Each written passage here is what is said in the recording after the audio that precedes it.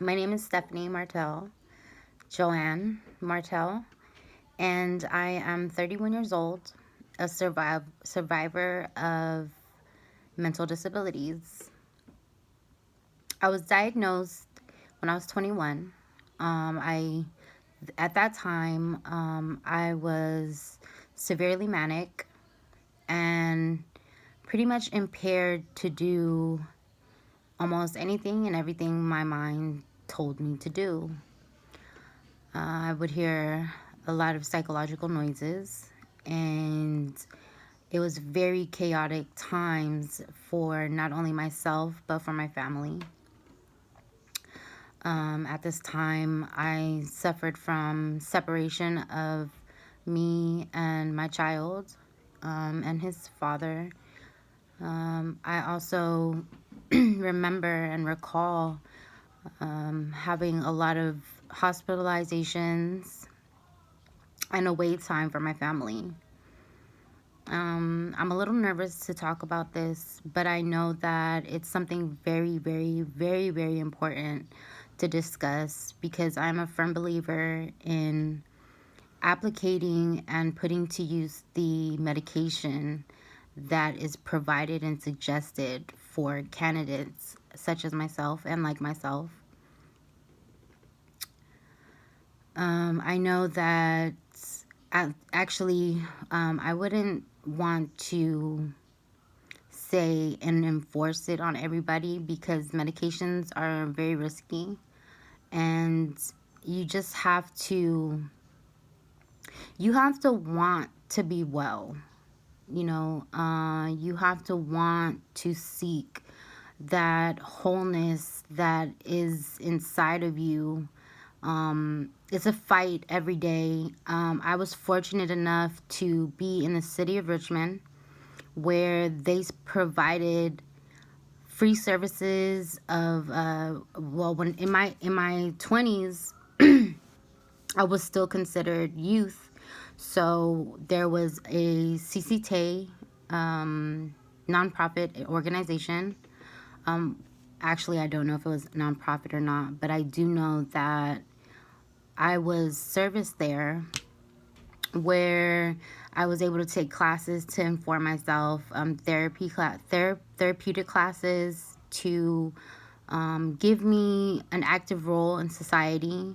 I know that early on in my diagnosis, I was very depressed, although I wasn't depressed the type to be stuck in bed every day and through the day and things like that. But um, I I found it to be very useful for me. Like I said early in my diagnosis, I was very much affected. I had a lot of questions. I had a lot of isolation also from society. I fell into self medication, self to self medicate myself to um, numb what I was feeling at that time. Um, I lost my family to me being hospitalized and different things. I wasn't able to clearly think of the right decisions and right choices for my life at that time. My thought process was very rapid. Um, I was very impulsive. I was told that I was a danger to society as well as myself. I was not upkeeping on myself in the hygiene department. I was very much affected, and it caused a lot of damage to my self confidence, my ego, and I mean, to be honest, a lot of people can use it and look to it as an excuse to be the way that they are, but to those who struggle, you know, I can be the first one to tell you that right now my biggest battle is to tell people still that what I have is real. You know, what I deal with is very apparent in my life, and if I'm not to stand up and vocalize that, hey, I'm still very sensitive, and how you treat me and how you react to my thoughts and my speech and my actions can very much danger me and put me back into a position in my life where I will feel lost.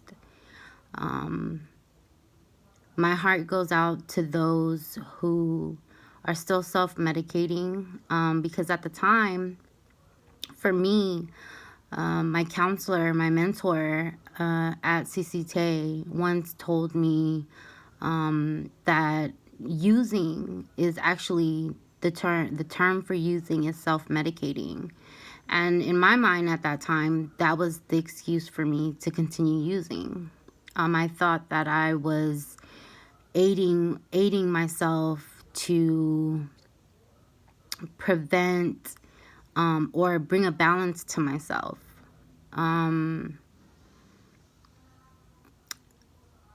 This topic is very difficult for me to talk about because I met so many people. I was very much active after a while. So many people still, you know, drew to me, and like I said, I was manic. My one of my symptoms, the way to describe it is mania, and mania is to do something. For me, it's walking around. I would walk places. I would be everywhere. I would,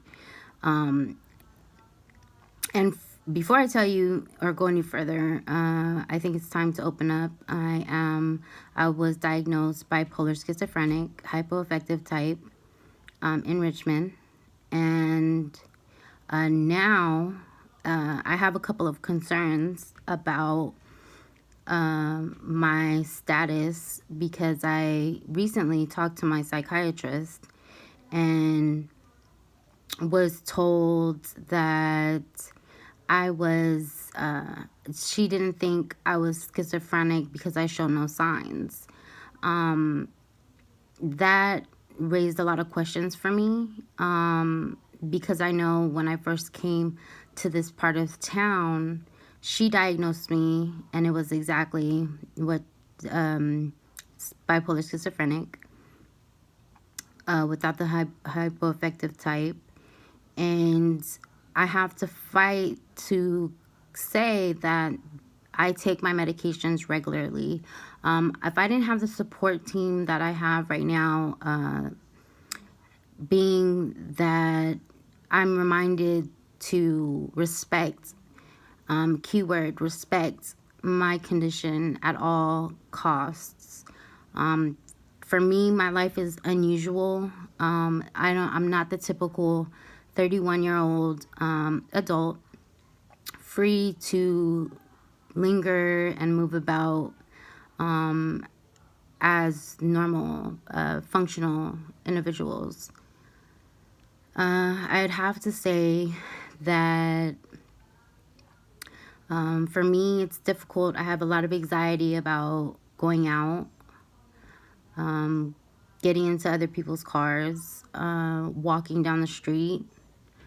I am very much unable to go out late at night.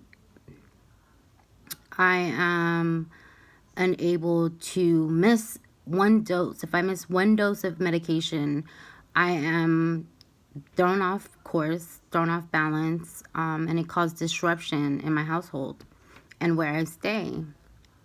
My moods flip up and down.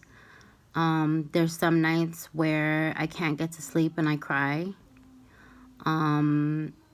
Keeping up on myself is something that is really, really important to me. I I know that if I was to meet someone off the street, uh, they would never tell. They could never tell that there was something off about me, or if there was something, that or problems that I faced mentally, which makes it difficult for me to be understood. It makes it difficult for me to have relationships, intimate relationships. It makes it hard for me to be taken seriously. Sometimes when there's conflict, the first answer for the person in the opposite corner to just tell me, did you take your medications? You need to take your medications. So it makes it very hard for me to self advocate, to speak, sorry about that, to self advocate for myself and speak about the things that are bothering me and the things that trouble me. I fear being accepted, because I am the type of person that wants to be very honest. I want the person in front of me to know and have a picture of what they could possibly be dealing with when they meet me. So I'm very not ashamed to say, hey, I have a bipolar schizophrenic temperaments. Hopefully I said that right. And for that cause, a lot of it chases a lot of people away. And sometimes I think they don't really understand what that means. For me, I'm even new to the stigma behind people who suffer like myself. I'd have to say that I'm a very fortunate person and a very strong-hearted person for the way I deal with my flaws, dealing with my diagnosis. Very early on, I did come across information that those who suffer from bipolar disorder usually not usually, but can have symptoms up to 10 years prior to them being diagnosed. I come from a faith-based home, and a lot of my some peers the same way, and a lot of the time when I tell people my problem, or not my problem but my status mentally, they believe that you're not supposed to claim that over your life. You're not supposed to say that you're this and you're that. You're not supposed to accept it. And I have just had the most craziest, most really traumatic, a very traumatic experience. And it was almost like the forces of nature put me through so many different levels of my diagnosis for me to understand that, hey, you have to abide by what we're trying to tell you. And early on, I was in denial. I did not want to take medication. I didn't want to pay attention to myself. I just wanted answers. I wanted to pretend like I was okay. The lifestyle I was living was fine. I didn't see at that time what my life was actually about. I didn't see anything inside the circle. I was at that time without totally accepting what the forces of nature were trying to tell me about myself. I was living outside the circle, and I was thinking that everything was normal. It took me amongst several hospitalizations, and most embarrassing, traumatizing. And when I say traumatizing, I would say sometimes I would be caught on the streets, and I'd be walking, and I maybe, if it was, I at the time, I'm not knowing I'm trespassing, but if I'm trespassing, the ambulance would come pick me up. I would get to the hospitals, and I would be I would be treated. I don't know if it's normal for the hospitals to be treated this way, but just I don't know how to word it, but to say, I don't, I want to say tranquilized, but I was given a certain anesthesia in a very forceful way for me to fall asleep, and pretty much put to sleep. It was very traumatizing for me. I never really understood why. And even right now, talking about it, I feel like inside there's a person that exists, and they're crying. I don't, I just want to say that, you know, I'm thankful now that I have gotten this far, but I'm telling you, like, nothing, like the experience of life has opened my eyes to see. I'm thankful that my eyes were open to see that I did need that medication, but it took me to trust the system in front of me. It took me to trust my psychiatrist in Richmond, California. It taught me to, I just think that my faith carried me through. Those special counselors that every time I was in the hospital, they came to see me, tell me about their programs. And it's really important to, and I'm just doing this to, shed some light. Think Rubicon. There was an organization called Rubicon, and they offered housing. They offered so many things, and although I lost those those residential places due to the fight of my recovery and my diagnosis, as well as the immaturity or the maturity level that I pertained and had at that moment in time.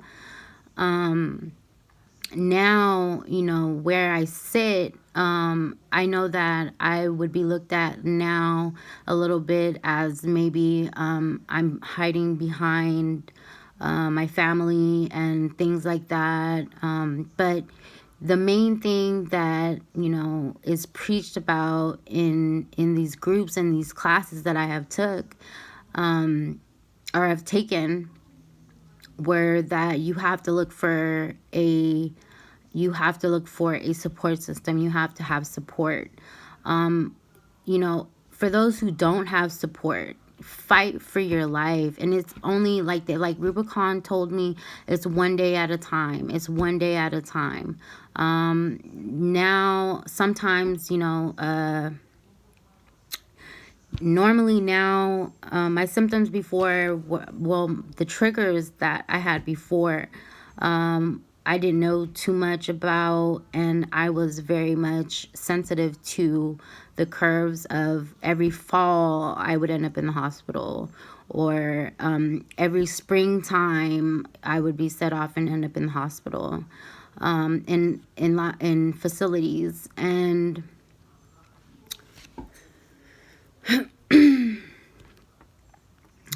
this is a lot. It's very difficult when you deal with this type of diagnosis and you don't have that family structure, and you're faced, you're locked up in locked facilities by yourself with strange people.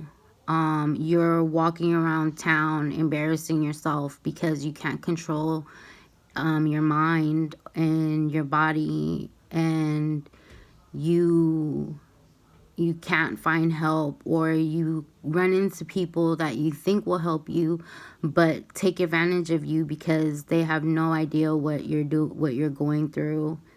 um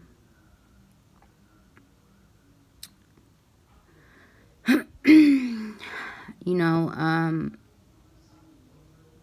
it's very difficult. I've seen people, you know, and it's difficult. It's difficult to talk about in a sense because I see where naturally where I could have been. Um,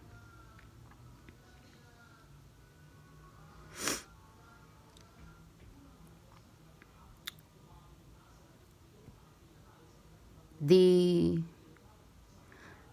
you know, to reach out to the people that are still in those hospitals, are still far gone, and I'm just fortunate to, you know, dust myself off and carry those bruises to my heart and to my mind and to my spirit, and move forward, you know. But there's a lot of people less fortunate and still probably brand new to what they're going through.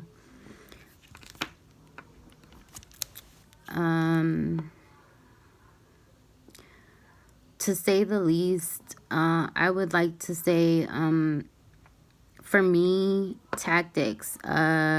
Just recently, I've been getting these horrible feelings like I don't want to get out of bed. Excuse me. Like I don't want to get out of bed. Like I awake, my subconscious wakes up before my body gets out of the bed, and it's just like something just is telling me don't get out of the bed, sleep in the bed, sleep in the bed. But I've been gathering every bit of me to hold myself together. I take showers in the morning showers, or whenever possible. You know, it uplifts you. It you know, it does, you know, like doctors also advise to, you know, in the mornings you bathe, and then at night while you take your medication, you know, little tips to ease the transition to get to sleep in evening time. To snack and eat 6 to 8 hours of sleep. To take classes, wellness classes. There's a class, DBT, self-advocacy classes. Look for organizations. I currently I'm in Vallejo, and you know, they don't offer too much out here, you know, so I'm very fortunate to have dealt with my issues out in Richmond, California, because they had programs. They showed that they cared, the government cared about what was going on in Richmond, and I'm glad that I'm not faced with those same challenges of my yesterdays today out here in Vallejo. I don't think I would have made it at all.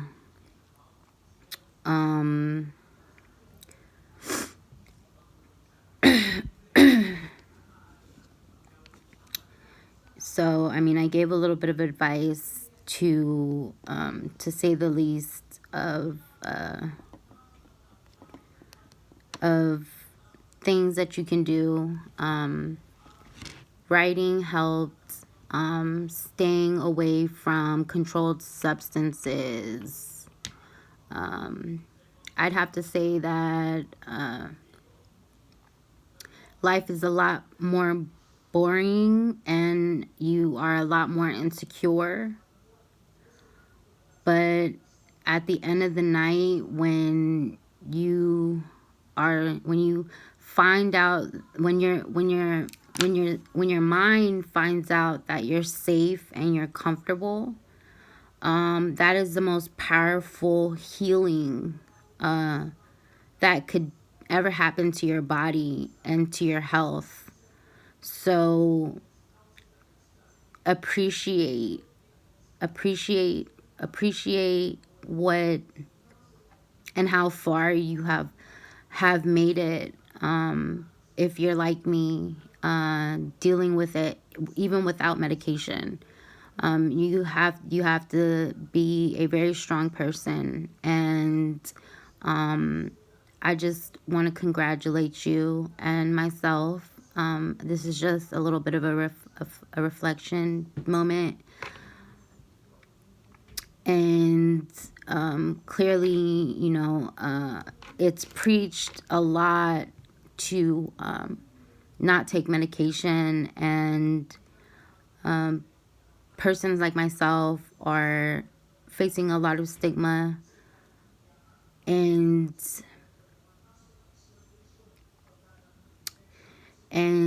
I know that it's very difficult when you're fighting by yourself. You know, I wish I could say more at this time, and I'm probably going to think about it right when I cut this off. But if you ever need a helping hand, I have an email address. Is the number 2, EACH, which is each_ITS @mail.com. So if you ever want to talk about what you're going through, just know that you're important, I'm important, and growth is in every day. So you don't have to feel sorry for yourself.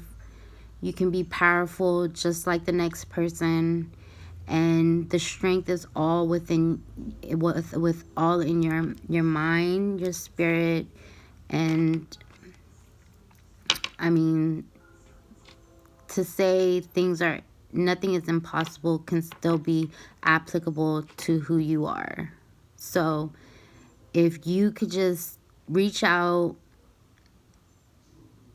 I will make an attempt to help the situation. I'm very shy, very emotional about what I went through, because there's a lot more to it. I've had a lot of bad days to get to where and what I look like right now. So I know that if you're going through it, been through it, are fighting through it, then you're a powerful person, an important individual to this world. So if you want, like I said, my email is toeachitsown@mail.com.